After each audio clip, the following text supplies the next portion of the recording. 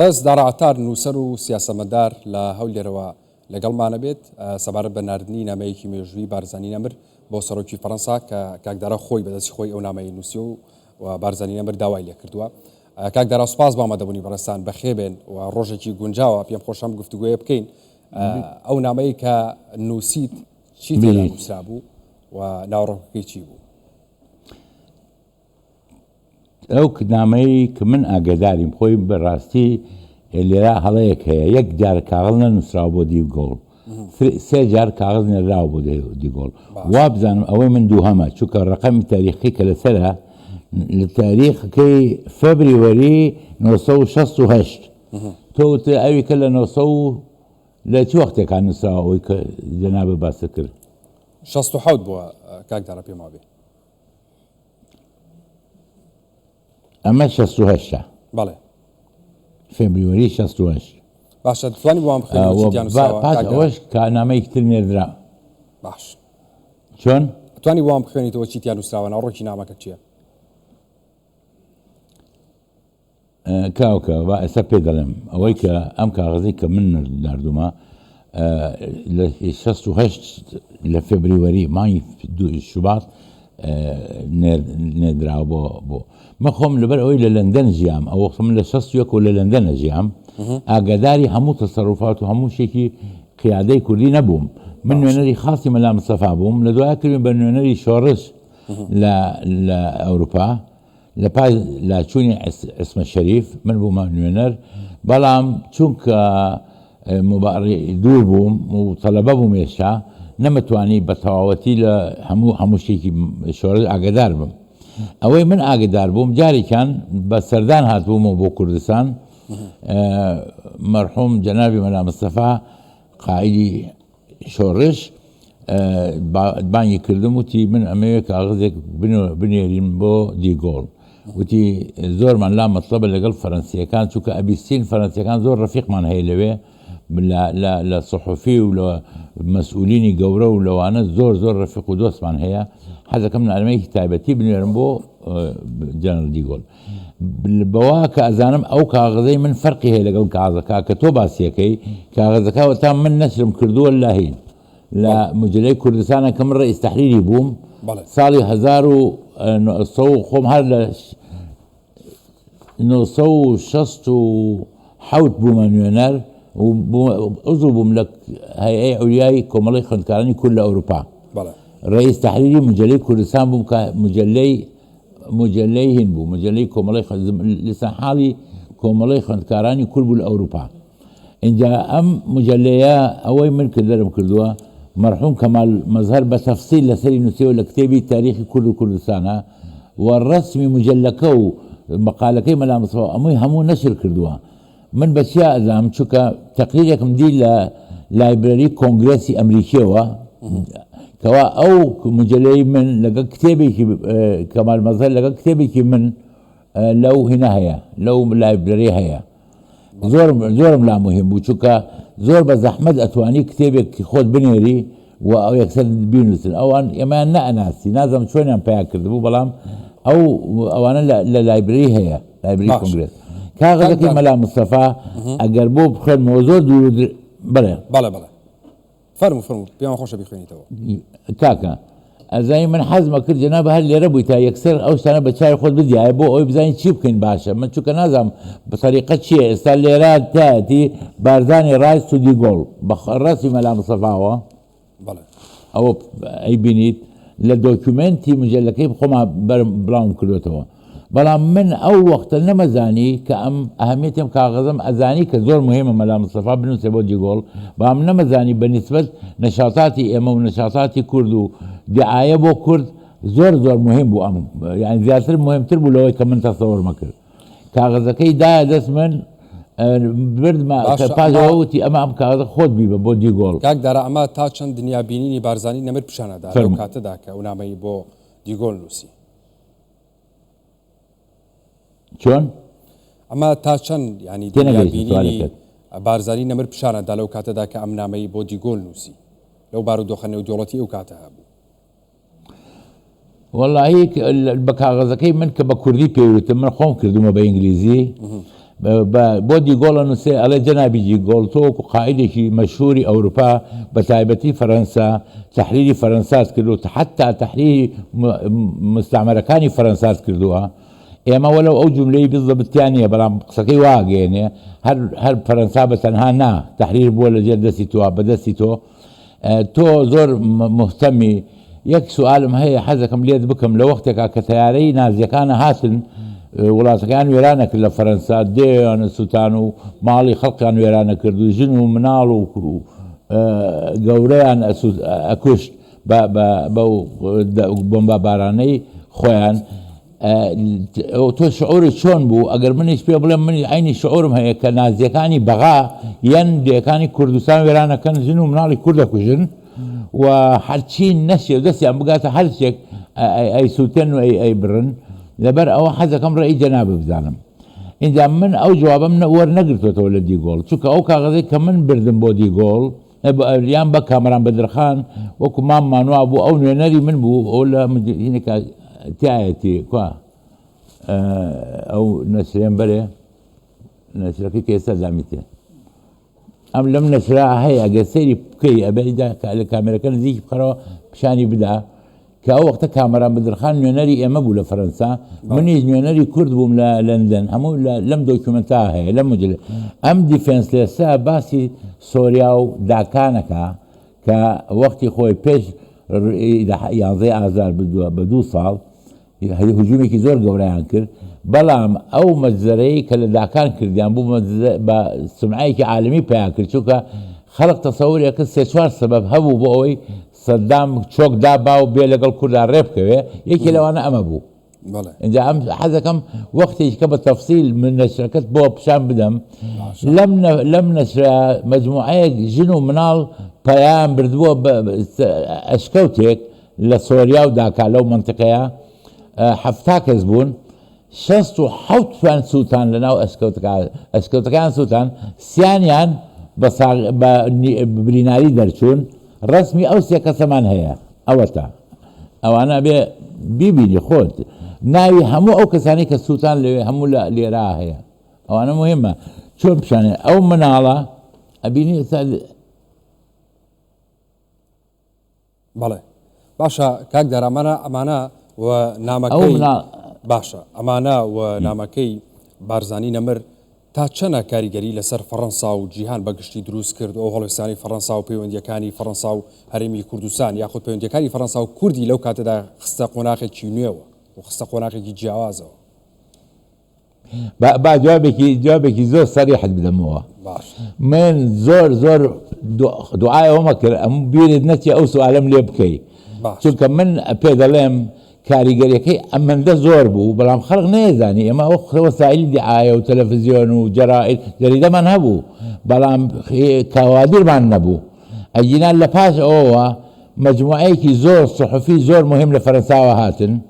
و بعضێ قسەی زۆر مهمیان کرد ئەیان وتیان ئەبێ فەرەنسیەکان ئەبێ ئێمە ئاگدار بین چی لە ئێوە قەومەیە و حتا من دوێنێ لەگەڵ پێرە بەسر پێرە لەگەڵ شەمس مقابلەیەکم کردووە حەزەکەم ببینیت ضروریە ئەو ببینی تۆ مراقبەیەکەیت بەڵێ شەمسە بینیت بەرنامجەکانی شەمس بەڵێ بێگومان جاندۆست جاندۆست پرسە ئەو دیوتە یان نەدیوە بەڵێ گفتوگوی زیاتر لەگەڵەکەین دیوتە بەڵێ کاک دارە لە ماوەی باش چەند ینی لە ماوەی چەندێکە بە ماوەی چەند وەڵامی نامەکەی بارزانی نەمردرایەوە لەلایەن فەڕەنساوە ینی کاردانەوەی دروست با پێت بڵێم من کاغەزەکەم وەرگرت کاغەزەکەم برد بۆ من خۆم لە لەندەنە ژیام چوومەوە لەندەنەوە چووم بۆ پاریس کاغەزەکەم برد بۆ لای مەرحوم کامەران بەدرخان کە بردم بۆی کاغەزەکە زۆری لا مهم بوو زۆر وتی من خۆم حاولاکەم خۆم بیمەدەمە دەست دیگۆڵ بۆ ئەگەر جوابێکی هەبێ بمداتەوە يعني لبروتي اگر تو انتظار بك رنگ بتوانم ترتیب بکەم خازەکە خۆت بیبێ بەڵام من بیبم باسێ چونکە منەی ناسم ئەوی منە زانێ من کێم ئەو وەختە لە ئوستاز بوو لە جامعەی سۆربۆن و شخصێکی زۆر مهم بوو میر کامەران بەدرخان وەلو معلەسە زۆر ئیحتیمامی پێ نەدراوە لە ئیدعاەتی ئێمەوە کەمتر احتمام پێدراوە بەڵام کامەران بەدرخان شخصێکی زۆر ئەساسی بوو لە دیعاەکردن بۆ ئێمە یەک دووهەم لە یارمەتیدان پارەی یارمەتی پارەی کۆ کردەوە بۆ شۆڕش بۆیە نێرنەوە قسێکی نادر بوو کەس بیری لەوە ناکردەوە لە هەموو عالەمەوە بەڵام کاغەزەکە کە من بۆم برد یەکسەر لە پاش منی تر ڕۆژمەوە لەندەن لە پاش هەفتەی تەلەفۆنێکم بۆ کرد وتم مامە گیان پێم بڵێ نەتیجەی کاغەزەکە چی بوو تی وەڵاهی نەتیجەی کاغەزەکە زۆر زۆر باش بوو خۆم بەدەستی خۆم بردم سەلامم لێ کرد لە دیگۆڕ بە ناوی کوردەوە و زۆری پێخۆش بوو کە منیدی نوێنەرێک و ئوستازێکی جامعە و شخصیەتێکی مهم وتی زۆری پێخۆش بوو بەڵام ئەوەی کە زۆر مشکلە بوو وەختە جوابەکان دامەوە جوابەکان بۆ ناردمەوە یان جانەکە حاضر بوو کە بیدەنەوە بە من ڕەفیقێکی مەلا مستەفا چوو بوو بۆ لای کامەران بەدرخان کاغەزەکەی یا بە جوابەکەیدا بە وتوی ئەمەی بۆرم بە زووترین کات چونکە ئەوان هەر بە منیانەوە بە زووترین کات ئەم ئیشا بێ بکرێ کە جوابی کاغەزەکەی کە من نووسیم و من بردم بۆ کامەران بەدرخان گەشتەوە دەست کامەران ناردەوە بۆ مەلا مستەفا بام ئیتر من ئاگام لێ نەما من گەڕامەوە لەندەن نازانم ناتوانم زۆر شتێ پێ بڵێم لەسەر ئەوە چیان بوو بەڵام ئەوەی کە حەزم کرد بەرتەلینۆ مەسا سوحەفێکی زۆر مهم بوو لەگەڵ ناوی 15 سوحەفی تر ئێستا ئەم دەقێ لە بەردەستمانیە هەمووی شخصیاتی مهم بریتانی فەرەنسی ئەمانە داوایان کرد بە تەلەبیانە کرد لە کامەران بەدرخان کە بیان نێرێ بۆ کوردستان لەگەڵ نوێنەری تاران قسەیانە کرد ترتیباتیان بۆ کردن ویزایان بۆ ڕەگرتن هەمووشتێکیان بۆ حازرەکردن و ئیجا ئەڕۆستن من پاشەوە لەگەڵ زۆر لەو سوحەفیانە ئەم بینین لە پاریس کە هاتن بۆ ئینستیتیوتی پاریس ئەزانی تەمەن لە پاریس ئینستیتیوتی کورد لە پاریس زۆر مەشهورە وەکو سەفارە دوا بوو ئاهاتن بۆ سوحەفەکان هاتن بۆ ئەوێ و ئاگاداری ئەخباری ئێمە بوون زۆر و سوحەفەکان زۆر مۆستەم بوون بەڵام یەکشت پێڵم من قەناعەتی من زۆر تایبەتە لەوە بۆ چونکە من ئەزانم چەند کەس ئێحتیمامیان دەستی پێکرد بۆ قەزەی کوردی لە پێش دیعای عێراقی ئەمەنگە بە قووەت بوو دە وڵاتی عەرەبیش تەئیدیانە کرد ئەم کوردانە سینن حساباتن چی پێڵن يعني خزمتي مصالحي مختلفة كان قضية كردي أصلي وأساسي نية بام لدواها دركوت فرنسا كان خويان زور بقوة ردي أمانان أدايوا بيسي ناكر يما جواب منه إما إمكانيتي أمان نبو سيشار كسمان هبو فرنسية زاني لهمو شورشا هي يعني أو فرنسي زاني كبتوان جواب باتو جوابي كي دبلوماسي معقول باتوا زور كمبون ئەو زۆرمان پێ خۆشە بوو کە کاغەز زۆر باشە ئەو نامەیە چ کاریگەرێکی لەسەر فەڕەنسا جیهان گۆڕی ینی لە تێڕوانینیان بەرامبەر گەلی کورد ئەو دیعایە عێراقی و عەرەبیەی فەشەل پێهێنا لە بەرامبەر یا وەستایەوەی تر ڕۆژنامەنووسانی جیهان هەبوویان سەردانی هەرێمی کوردستانیان کرد کاریگەری ئەو نامەیە لەو کاتە کاکە با من یەکشت پێ بڵێم زۆر مهمە کە بزانی باکراوندی ینی لە پشت ئەم مەسلەیە و چی هەیە یەکەمیان من خۆم لە بریتانیا بووم تازە بووم لە 1970ەوە بوومە نوێنەری مەلا مستەفا لە بریتانیا پاشە لە هەفتا لە پێش بەیانی ئازار بە چەند هەفتەیەک داوایان کردم کە بچمەوە ئاگدار بن لە مۆزوعی ئازار پێش ئەو پاشەوە تەلەبەیەک لە بەریتانیا من زۆر مطلع نەبووم ینی کابراایەکی کادرێکی مخصص نەبووم بۆ ئەو ئیشە لەبەرەوە زیاتر لەوە ناتوانم پێ بڵم کە من ئەو شتانەی پێم کرابوو بام پاش ئەوە ئەتوانم باس بۆ بکەم کاچوونە فەرەنسا من جاران کاچوومە فەرەنسا خۆمە کوشت ئەگەڕام بە دوای سەحوفیە کە دوو سوحبی ببینم با ئەم جارەی پاشەوەی کە بوومە نوێنەر و چازە و وەزعێکی تایبەتیم بۆ دروست بوو ئەچوومە ئینستیتیوتەکەی پاریس کەنداڵ نەزان کە زۆر پیاوێکی ئازا و تێکۆشەر و ئینسانێکی مهم بوو صحفێکی زۆری بووە هێنا دەیان 15 صحفی هێنا لە حەفلەیەکە لە دانیشتنیەکە کە زۆر علاقاتمان بەقۆ دەبوو لەگەڵیان ئەوە توانم ئەو شانە بۆ باس بکەم بەڵام ئەوەی کە ئەمە نە سەفارەتمان هەبوونا سەفارەت بە زۆر بە توندی زدی ئەمە ئیشیانە کرد سەفارەتی لەندەن بە تایبەتی سەفارەتی پاریس سەفارەتی وڵاتەکانی تر بەڵام شعورمان کرد کە فەرەنسیەکان زۆر بە جددیانە هەر ئەوەش بوو بە سەبەبی ئەوەی لە ئەخیرە 3-4 لە هەرە مهمەکانی فەرەنسا مادام میترانێکێکە لەوانە مە قسەم لەسەر مادام میتران کرد لەسەر وابدەم کوردستان 24ش دەرچوو لەو شێک دەرچوو لەو بەینا لەسەر مادام میتران دیت تۆ بەڵێ بەڵێ باشە کاک دارم ئەوە دیەوەی لەسەر مادامی ئەمێ پرسیارێکی تر بکەم ئێستا ئەمڕۆ وەزیری دەرەوەی فەڕەنسا هاتو تارێمی کوردستان پێشوازی لێکرێت لایەن هەرێمی کوردستانەوە و لەگەڵ سەرۆک بارزانیا کۆبووەتەوە ئەو نامەی هێناوەتەوە ئەو نامەی کە تۆ نووسیوتە هێناوێتیەوە ئەیداتەوە بە سەرۆک بارزانی ئەمە چ پەیامەیەکی لە پشتە ئەمە چ مانایەکی هەیە لە ڕووی دیبلۆماسیەوە بەخوا بەڕێی من فەرەنسیەکان لە ئەوڵەوە هەر لە ئەوڵەوە زۆر پەشیمان بوون لەوەی کە زۆر وەختیان ویستا داخڵ بن لەگەڵ ئێمە لە قەزەی کوردیە چونکە ئێمە هیچ شتێکمان ئیسفادەیەکمان نەبوو بۆ هیچ کەسێک قووەتێکمان نەبوو وەزعێکمان نەبوو ئێستا بە وجودی سەرۆک مەسعود بەرزانی هەموو وەزعەکە گۆڕا چونکە ئەمڕۆ کاک مەسعود خوا مەحفوظیکە بۆمان بمێنێ ئەگەینە زۆر مەسائلی مهم چونکە یەکەم جارە کە بە قەزیەکە زۆر بە جددی لە خەڵک وەرەگیرێ ئەو قسانەی کاک مەسعود کردی ئەو مقابلەی کە لەگەڵ ئێلی ناویچ ڕئیسی شەمس ئێلی ناکوزی لەگەڵ ئەو مقابلەی کە کرد ئەوە شتێکی زۆر مهم بوو لە شەمس ئێوەش هەموو شەو و ڕۆژ هەر خەریکن لەگەڵ ئەو مەسائلانە 24 کوردستان 24 دەورێکی زۆر مهمی هەیە و خەڵقی ئێستا لە عالەمەوە زۆر ڕێیان گۆڕاوە بەڕێی من شتەکە زۆر گۆڕاوە بەڵام ئێستا من ئەو وەختە لە لەندەن بوومە ئێستا لە لەندەن بوومە کە سوالە لێ بکردما زۆر هی تازەم پێوتی با من ئاگام نییە ئێستا لە ئەوروپا چی لە کوردستانەوە ئاگدارم زۆر باشە کاک دارم ئێستا وێنەکە بەم شێوازەیە سەرۆکی حکوومەت یان سەرۆکی هێرم کاتێشنا فەڕەنسا لەلایەن سەرۆکی فەڕەنسا و لەلایەن ئیمانوێل ماکرۆن و پێشوازیان لێکرێ باڵکردنی ئاڵای کوردستان بە پرۆتۆکۆڵێکی زۆر جیاواز کە ڕەنگە تەنیا بۆ ینی سەرۆک کۆمارەکانە بێ ئەمە بکرێ ینی ئەم شێوازە پێشوازیکردن لەلایەن دەوڵەتێکی فەڕەنساوە دەوڵەتێکی بەهێزی ئەوروپاوە تا چەند کاریگەری لەسەر کورد و پێگەی کورد هەیە لە دنیاە ئێستا نێزا من پێدرن جوابێکی بەسیتر بمەوە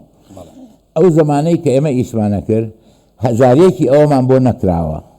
بەڵام لامان زۆر مهم بوو ئێستا تەسەورەکەی ئەوەی کە ڕئیسی ئەم فەرەنسا بەو باوەشەکە بە کاک مەسوورە و ماچووموچی لەگەڵەکە و پێڵێ وەکو ڕەفیقێکی نزیک ئەمە خەتۆیەکی زۆر جەبارە بەڵام چونکە خۆم ئاگاداری نەبووم بە خەتوە نازانم زەخامەتەکەی چەندە ئەوەنە ئەتوان بڵێم متەئەکیدم لە کاغەزی دیگۆڵەوە زۆر شت دەستی پێ کرد زۆر مەسائلی زۆر مهم دەستی پێ کرد چونکە کاغەزی دیگۆڵ بتاکی جوابەکەی هەیە نامەیە چی کرا فەڕەنسا چی کرد چۆن هاتە پێشەوە هاوکاری چی بوو هەنگاوەکانی بەرەو کوردستان چی بوو سێ چوار ئەو شتانەی کە هاوکاریان کرد لەگەڵ ئێمە ئەوە بمانزانایە بە شکلی عام بەس سەحەفیەکان بوو سەحەفیەکی زۆرە هاتن مۆزوعەکەمان تێگەیشتن لە تەساهولاتێکی زۆر هەبوو بۆ ڤیزەکردن بۆ خەڵکی کوردستان و مەسئولینی کوردستان بچێ بۆ فەرەنسا لەسەر لە پەرلەمانی فەرەنسی قسەکراوە لە هەموو جیهاتێک و پاشەوە بێ بیرمان نەچێ مووقفی ئەو کوردی ئینستیتوتی پاریس ئینستیتوتەکەی پاریس زۆر مووقفێکی مهم بوو و هەتا ئەم ڕۆژە بەردەوامن لەو ئیشانە بەڵام چیتر لەوە زیاتر کە ڕسمی بێ حکومی بێ ناگاتە دەست ئێمەمانان ناگاتە دەست سەحۆفیەکان ئەوە لە بینی خۆیانە کە ئێنە کوردستان قسەیەکەکەن یا مووقفێ پیشانە نیازتر داواکەن ئیلا لە حاڵەتی مادام میتران نەبێ مادام میتران وەکو قەزەیەکی خۆی قەزەی کوردی گرت بوو قەزەی شخصی خۆی يعني زۆر هەموو شتێکی پێوتین زۆر مەسائلی مهم هەیە لە ڕێ ئەوە کرا مادەم میتران دەورێکی مهمی هەبوو بەڵام دەوری ڕسمیەکان و دیپلۆماسیەکان و ڕئیسی جەمهوریەت کەیت بەڕاستی من ناتوانم پێ بڵێم ێزگاری ینی بالضەبط چیان نەکرد و چی ناکەن ئەوەنگەت پێڵم کە ئەو موقفە 100 جار گۆڕا زۆر گۆڕا بۆ ئەوەی کە ئیترە وەکو ڕەفیقێک و دەوڵەتێ مەعاملەمانەکەن زۆر باشە کاک دەرا چیت هەیە پێت خۆش بێ باسیکە ئەگەر من نەمپرسی بێ لەو سەردەمە تاوەکو ئێستا و گۆڕانکاریانەی کە وەڵا من حەزەکەم ئەوە چی بەلای تۆ زۆر جێگای سەرنجە و دڵی خۆش کردو ئێستا هەیە پێشتر نەبووە خەون بووە والله من ئەگەر حەزەکەی شێک بکەین با شێکی واقعی و عملی بکەین ئەو من شەمس پێنج جار مقابلەیان کردوم ئەوانە ببینە هەر پێنجی اینجا وەرە بۆلام بۆ ماڵەوە مەکتەبەکەم ببینە بزانە چیم هەیە دەینە خزمەت اینجا لەوێ ئەتوانین زۆر شت وەڵام من مەمنونە زۆر باشە وەڵام پێمان خۆش کاک دەرا دەینە ئەمر بەس ئێستا پێم بڵێ ئێستا شتێک هەیە کە ئەو کاتە زۆر لەو سەردەمە دڵتان پێ خۆش بوو بێ کە بکرێ و ئێستای بینن بە چاوی خۆت و دڵی پێی خۆشە شتێک کە خەون بوو بێ ئەو کاتە والله بالنسبة لي أو وقتها أو بكا صحفي زور مهمة هاتن ونشر كران لكردستانيش ولا فرنساش لا أوروباش زور شي مهم الرؤية دا بلام تصرفاتي كوا من يكش بعض الشتم هي الرنگ هي لسه التلفزيون نوتري احتمال هيك خود ببينم شخصي بيد لما قال بحسينا كيفوت بعض كم لو زيادة لا تعمل راست فرمي كاك دارا جان سباس بو تو سباس بو أو وانيا بعض الشيء إذا من يكسب بيرا إذا بعض نكراوا كصدام هاد بولاي ملا مصطفى يعني زي آزار باشا من رسمكم هي لدو سجار لدو سيشن بشان دراوا كمن ليك دانشنا كان من لويل بوم حاوت بشان دم لوي هين صدام موتي با هينيك لقلبه مراقب اضافتك لقلبه نقب فلان برو هدي كيم جنابي برزاني بينا راي كربو هليكوبترك هاتو بقرانك او غورا طبعي خاص ولا سوريا كرابو شيء زور جوابو ملا مصطفى اللي ورقته هل خسا صرف اي او جوره كبقي ام مكتبي من قال التصوري بكي هل دمتر بانزمتر هنا غوريا لو خسا صرف له لدوايا صدام توزي الارزيوتي ابو ادريس طبعا هو ملا مصطفى شان زو بيناقض ابو ادريس يا ماموستا يا شي نان زان شوق سيلكم با خو كسي نيتو اني بيان بوستنه وتي ابو ادريس سرماما ملا مصطفى زين شي جوابها يا اخي ولاتي اما فرقي الى قلب ولاتي هو بلا ولاتي بس صار لا هو صار نيجرما او جمله مهم وزور زور صحفي ولا قدوسيان دوهم وتي مصطفى مصطفى بلا وتي برو فروا كم بو بين فروي كي بو هنا هي فرو سوريا كان دي والسوريا كان بلا ونيا بلا لا تو برسبستا تو فروانا ازاني ديوتا فروكي بو هنا بيا بصدام ملا مصطفى ليه ورقوتي لا بيا من لبريا كم صدام هستا سربيا لبيك لبريكا محاولة كل فروكا ملا مصطفى سين هي وتي من لبرتيا كم كذا اذا سبب كشيا ملا مصطفى هستا كل يبري فروكي كل يبري وتي هذه رداء العمالة اللي تسموني فيها اعطيك الك بلا تيجيستيوا بلا وتوري او كواي خدمتكاريه كيو بني على برام او سبب هيتو بلا او زور مهم بلاي بلا اوي زوتي وتي ابو ادريس خل درسي بقران كراكيسا وتي خلي القران حليف بيننا هسه بيدي قلتي انا وتي لا تمسك القران انت كافر اما كالشاهدني مثلا موضوع منا الا كابراي رئيسي تحريري الشرق الاوسطي استا هنا هي حياه نايتشا او لم بينسى سيكي نسي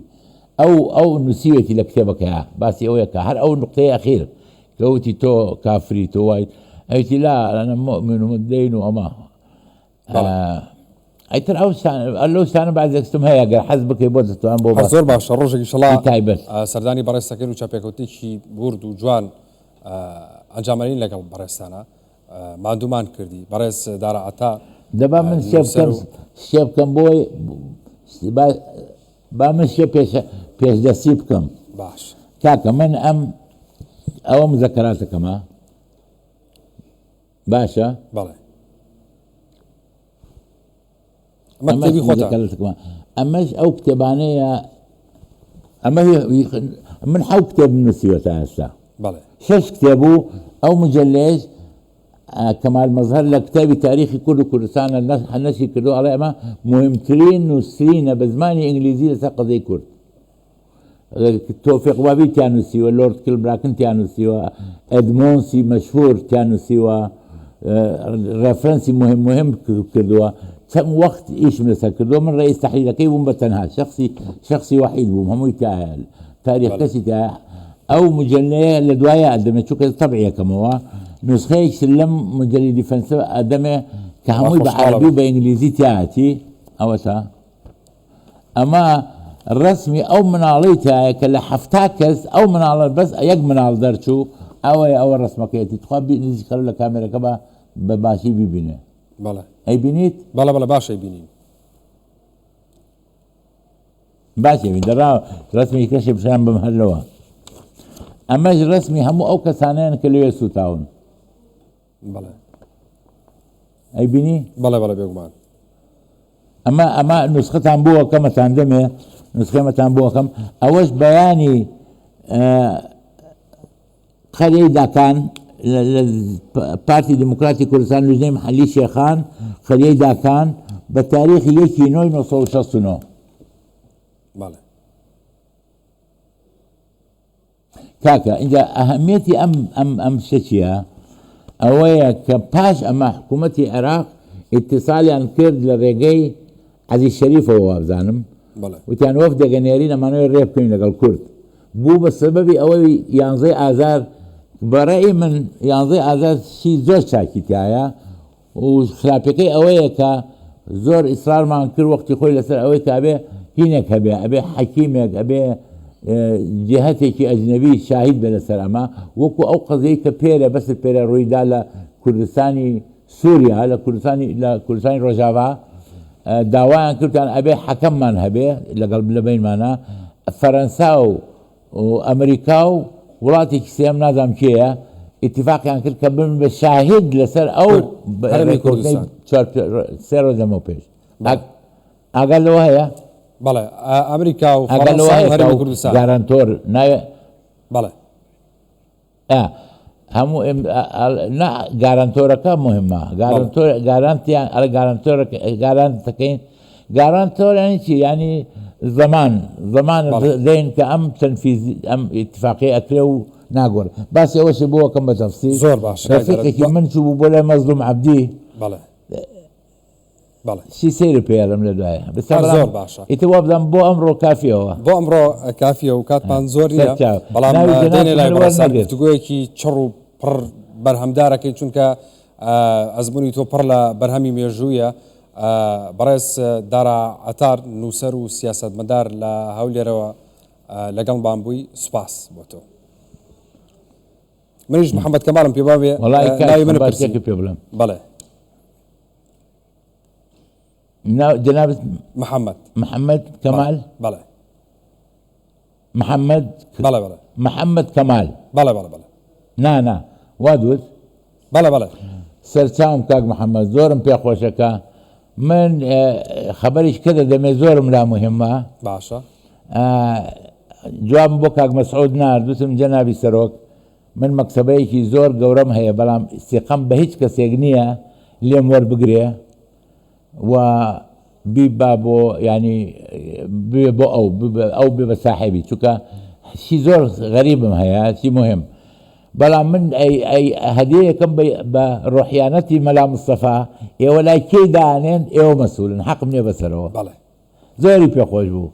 ڕاستە فەرمی دەستخۆش سپاس 2000 کتێبێکم هەیە زۆر باش ئینشەڵا سەردانی لای بەڕێستان خۆیان سەری کتێبەکان دەکەین ئەو مێژووی کە جەنابەت لە